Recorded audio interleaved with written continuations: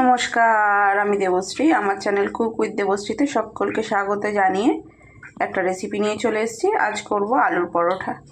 আলুর পরোটা অনেকেই করে, অনেকের মতো আজ আমি কিভাবে করি সেটা আপনাদের সঙ্গে শেয়ার করতে চলে এসেছি। তো চলুন, এই দুটো আলু, বড় বড় দুটো আলু যেটা আমি সিদ্ধ করে নিয়েছি, দেখুন খোসা সমেতই সিদ্ধ করেছি। এবার এটা ঠান্ডাও হয়ে গিয়েছে, এবার খোসাগুলো ছাড়িয়ে নেব। পেঁয়াজ আর কাঁচা লঙ্কাটা ফাইন চপ করে নিয়েছি। আলু দুটো খুব ভালো করে ছাড়িয়ে নিয়েছি। এবার এটা গ্রেট করে নেব। ম্যাশ করে নিলেও হয়, কিন্তু ম্যাশ করে নিলে না অনেক সময় দানা দানা থেকে যায়, তখন গিয়ে খুব সমস্যা হয়, আলু পরোটাটা ফেটে যাওয়ার চান্স থাকে। তো চলুন এটা গ্রেট করে নিয়ে আসছি। আলুটা গ্রেট করে নিয়েছি। আলুটা গ্রেট করে নিলে কি হয়, অনেক সময় গোটা আলু সিদ্ধ করলে ভিতরে কাঁচা থেকে যায়, তো এমনি মাখলে সেই কাঁচা ভাবটা যা শক্ত শক্ত থেকে যায়। সেই জন্যেই এই গ্রেট করে নিলে কি হবে, ওই সমস্যাটা হবে না। আর গোটা গোটা আলু থাকলে না পরোটাটা বেলতে গেলে ফেটেও যায়, সেই জন্যেই এটা গ্রেট করে নিলেই ভালো। তো চলুন এটা আমি একটু কষিয়ে নেব। ধনে পাতা কুচিয়ে নিয়েছি। প্যানের মধ্যে একটু তেল দিয়ে দিয়েছি, রিফাইন্ড অয়েল। তেলটা গরম হয়ে যাক। গরম হয়ে গিয়েছে, দিয়ে দেবো কুচিয়ে রাখা পেঁয়াজ আর কাঁচা লঙ্কা।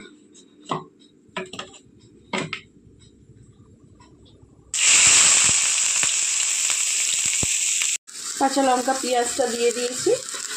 এবার দিয়ে দেবো স্বাদ মতো নুন। একটু নেড়ে ছেড়ে নেবো।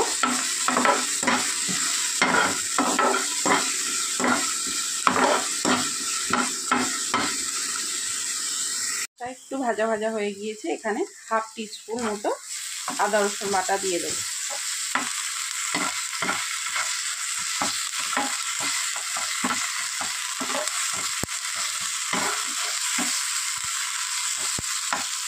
এখানে মিডিয়াম সাইজের একটা বড় পেঁয়াজ আমি নিয়েছিলাম।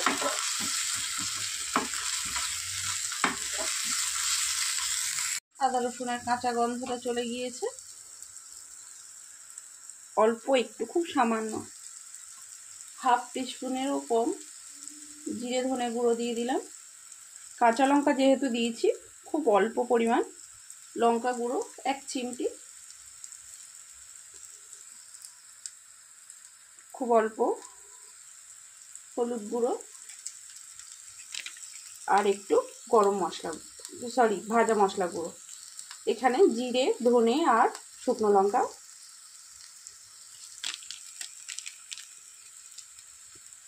এবার এটা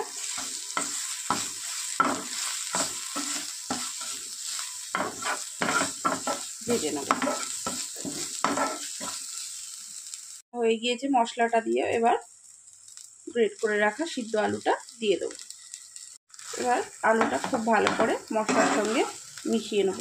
এখানে খুব ভাজা ভাজা করার দরকার নেই, আলু জাস্ট মশলার সঙ্গে খুব ভালো করে মিশিয়ে নিলেই হয়ে যাবে।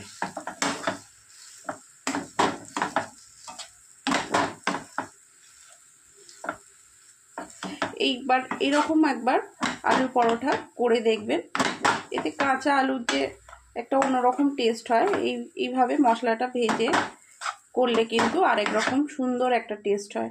আমার মনে হয় এটাই বেশি ভালো লাগে।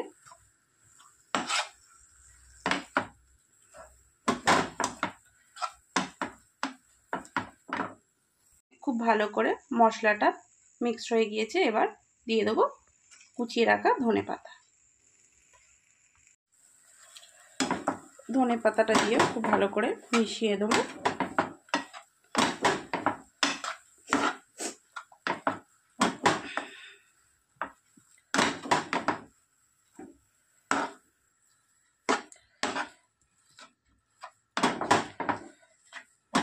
এইভাবে নেড়ে চেড়ে 1 মিনিট নামিয়ে নেব।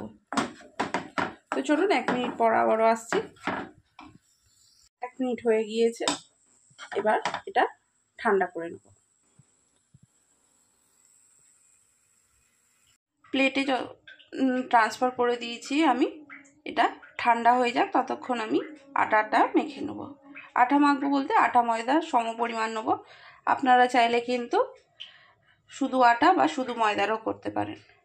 তো চলুন আটা ময়দাটা মেখে নিই। সম পরিমাণ আটা আর ময়দা অল্প নুন দিয়ে আর নর্মাল জল দিয়ে মেখে নেব। এই জায়গায় শুধু আটা বা শুধু ময়দা দিয়েও করতে পারেন। আমি আটা ময়দা মিশিয়ে নিয়েছি। হয়ে গিয়েছে, এবার লেচিগুলো কেটে নেব। একটু বড় বড় করে লেচি কাটবো নর্মাল রুটির থেকে।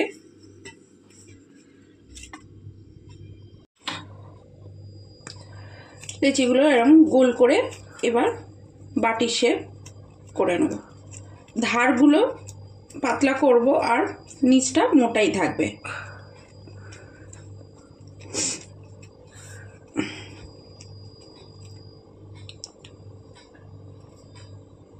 বড় একটা বাটির শেপ দিয়ে দিয়েছি।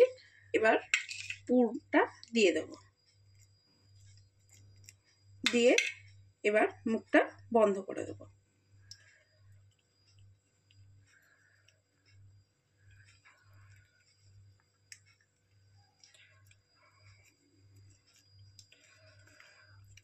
এইভাবে মুখটা লক করে দেব।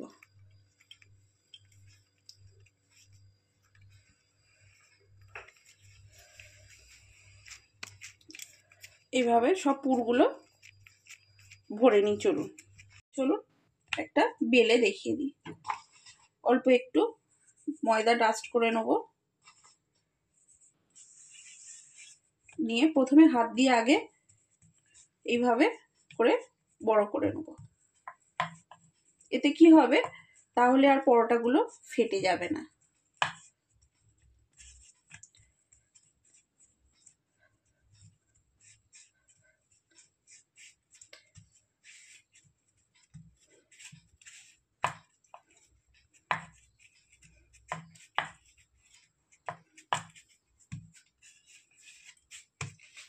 এবার হালকা করে বেলে নেব।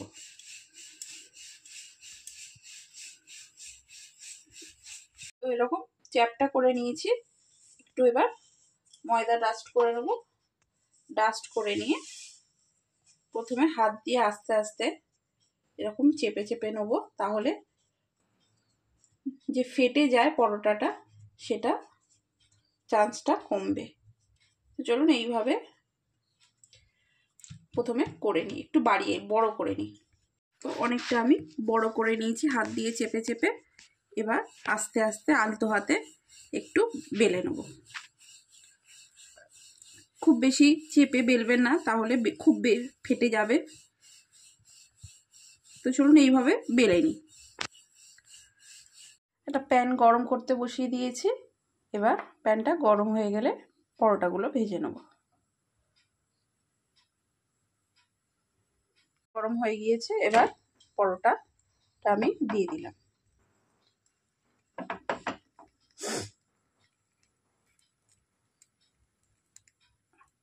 কেন জানি না আমার প্রথম পরোটাটা প্রতিবারই ফেটে যায়।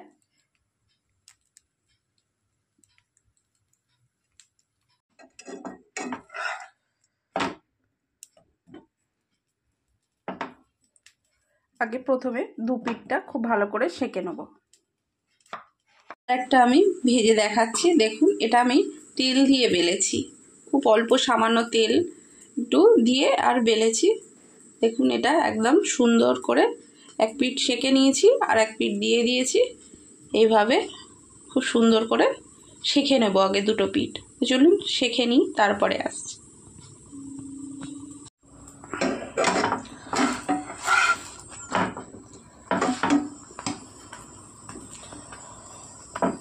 লো ফ্লেমে দু পিঠ খুব ভালো করে সেঁকে নিচ্ছি।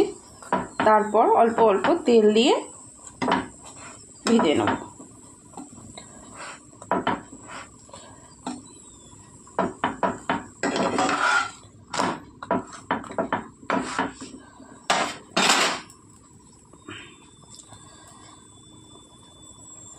অল্প তেল দিয়ে দিয়েছি।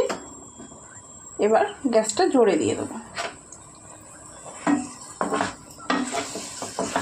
আপনারা এখানে চাইলে কিন্তু বাটার দিয়েও ভাজতে পারেন বা ঘি।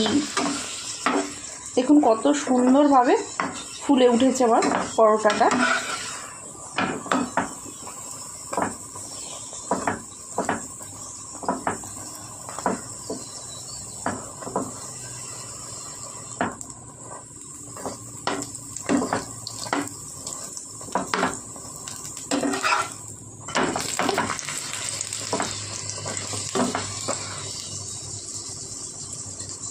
পিঠ খুব ভালো করে ভেজে নিয়েছি, এবার তুলে নেব। প্রত্যেকটা পরোটাই কিন্তু ফুলছে সুন্দর।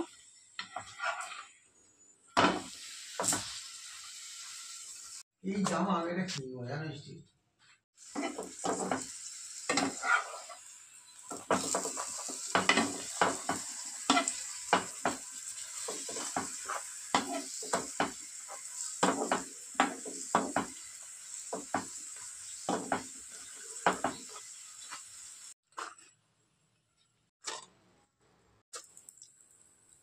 তো তৈরি হয়ে গেল আমার আলুর পরোটা। দেখতেই পেলেন কত সহজ পদ্ধতিতে আমি দেখালাম যে আমি আলুর পরোটা কিভাবে তৈরি করি।